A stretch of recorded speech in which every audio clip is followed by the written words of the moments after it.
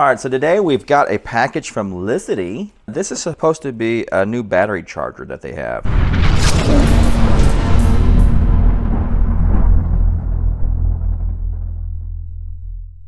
Let's open it up.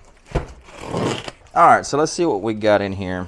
We got an Anderson to battery terminal clamps. We have an Anderson to ring terminals. Is that, I think that's M8 size. Yep. We've got a manual. So this is a 30 amp smart charger. Looks like it'll do 12 or 24 volt. It says auto identification. I'm not quite sure what to think about auto, but we'll check it out. All right, now here's our charger. 12, 24 volt auto identification. 4 different battery types. You can do lithium iron phosphate, AGM, gel, or lead acid. It has 6 different charging currents. You can do 5, 10, 15, 20, 25, and 30 amps. So let's plug it in and see what it looks like when it comes on here. Oh, and look at that. It has a nice little display here. So it's set to lead acid. Oh, I see.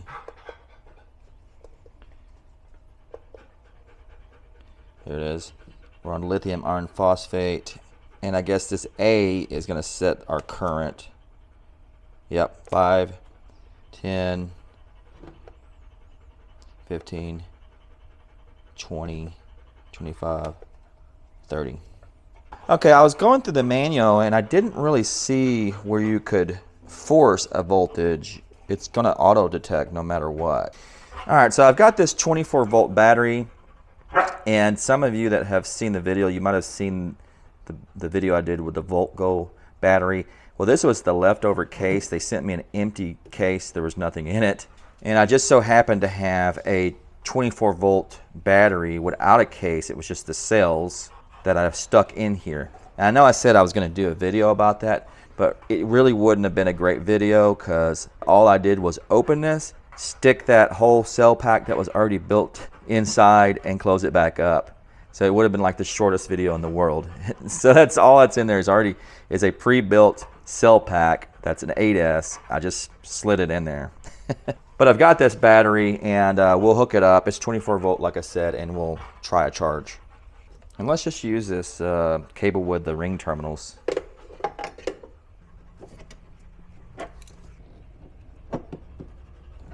All right, so that's attached to the battery. Let's hook up this portion, which is the charger. Okay. Don't see anything happening. It's showing a battery voltage at 14.6. What on earth?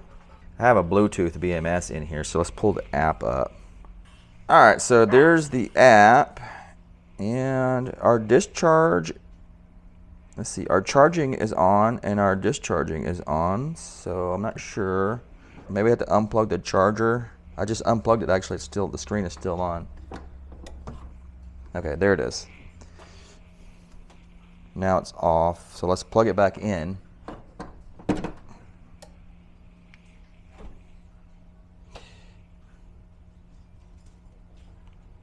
Okay, now it seems to be reading the battery voltage. There it is. So you have to have it hooked up to your battery first, then you can plug it in. So maybe that's a good safety feature, because it won't even try to start charging until it reads the battery voltage. So maybe it's good, maybe it's safe.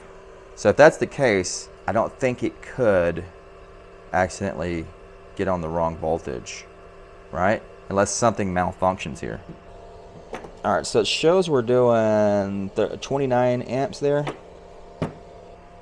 And on our BMS app, it's showing 29.69 amps. So yeah, it's charging. All right, so I'm just gonna let that go for a little while. I'm curious of how warm it gets. Right now, I don't feel anything getting remotely hot. So I'm gonna let it run for a little while and see how warm it gets. Actually, before we step away. Let's check the temps. We're looking at 87 Fahrenheit, 84, 88, 86. Oh boy, we got a big glare. 92, 90.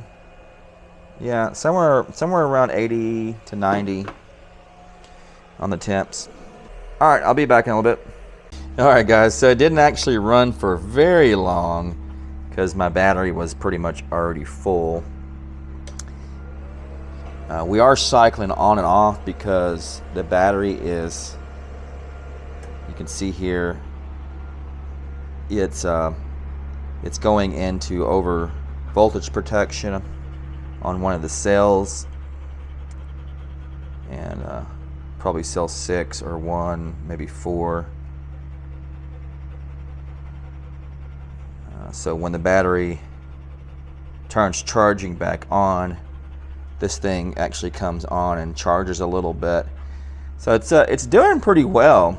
Earlier I thought the battery was like maybe halfway discharged, but it was because I disconnected the BMS when I was putting the cells in here, and it reset it. So it was probably already about 100%. But anyways, I never felt it getting really even warm. So it's doing very well. But you can see on my battery, I've got cell 7 that's quite a bit lower than everything else. So balancing is on. So I think as this balances these higher cells down, charging will come back on and just continuously cycle charging on and off, and eventually charge up that cell number 7. So I'm probably going to leave it on here right now just to see how well it does at cycling on and off and getting that cell up to matching the other ones. All right, so I let this thing actually cycle on and off for a couple of days because I was hoping for that cell number 7 to charge up. And it's still at 3.35. So I'm probably going to have to actually open this up maybe and balance it myself. Bummer. But this thing did just fine. It's not the fault of the charger. It was actually coming on and off as the battery was allowing it to charge. So this was perfectly fine. All right, so let's just move on. What I want to do now is, since it's already connected to a 24-volt battery, I want to connect it to a 12-volt battery. So let's use these clips to hook it up. It's probably pretty much fully charged, but I would assume that it's going to allow us to charge a little bit. You know, most batteries when they're sitting around will want to charge a little bit. All right, let's see what happens.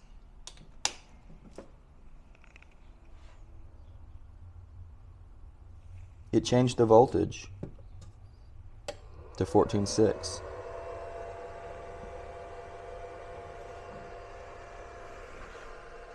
Interesting. Let's try that again.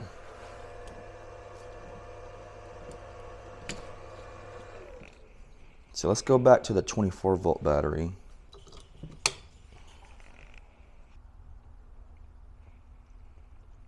See, I think that's the thing. It won't change back up. You know, maybe it won't go from 12 to 24, which would be a good safety feature because you don't want it to do that, right? Although this one is fully charged, and I think the charging is turned off by the BMS right now, right? So let's try this other 24-volt battery. Oh, and I gotta do a video about these terminal fuses. These are so sweet. Look at this. It's actually mounted right here at the terminal, and it has 2 fuses on it right there. All right, so let's just tap in right here.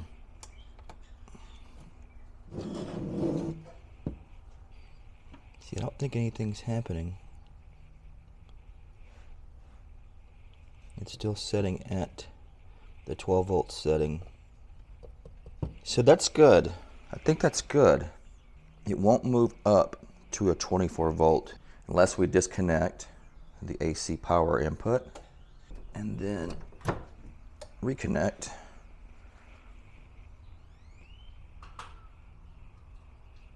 And now it detected 24 volts. And now it's charging. And of course that battery's full, so we stopped. All right, so now let's move back over to the 12 volt battery. Let's try this once more. And this has an app, so let's pull up the app. All right, so I've got the app up for this battery. Yeah, everything's fine. I didn't see any kind of errors or anything like that saying it was over voltage. Yep, it's just charging. So yeah, that makes me feel pretty okay about the auto battery voltage detection. I really don't usually like that when it comes, especially when it comes to, say, you know, solar charge controllers and things like that. But as long as it's not going to try to output some high voltage to a 12 volt battery or a 12 volt system, then it should be fine. So it seems like it's going to read the voltage first before even trying. I've seen some MPPT charge controllers, usually the cheap ones, they'll try different voltage levels to wake the battery up, and it's like, don't do that, because you know it might try 12 volts and nothing, you know, the battery doesn't wake up at 12 volts, so it tries 24 volts. Well, if it was a 12 volt system, then you may have already fried the inverter. You know, you may have fried other components now.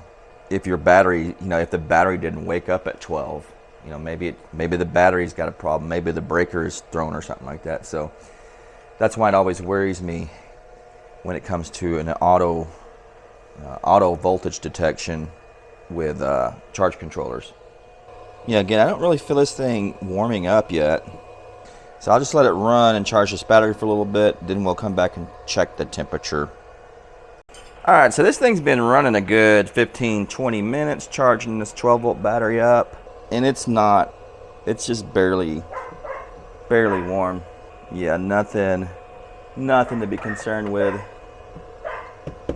So I think from this point on, I'll start using this as my charger. I'm gonna retire this guy, which this one just ran too hot. So much so that it forced one of the capacitors to throw up its guts. And I actually had to replace it and fix this thing. I think they just tried to push too much out of this. They tried to push 50 amps out of this thing, and it just wasn't a good idea. So we'll switch over this guy and start using it. It'll be probably used in a lot of videos, so we'll know if it holds up. And of course, since it's a Licitti charger, you know, it comes with the Anderson plug. That will work with their battery box to charge the Gen 1 like this, and also their Gen 2. All right, guys, so I think that's going to be it for the video. Leave your comments. Let me know what you think about this one, and I'll catch you on the next one.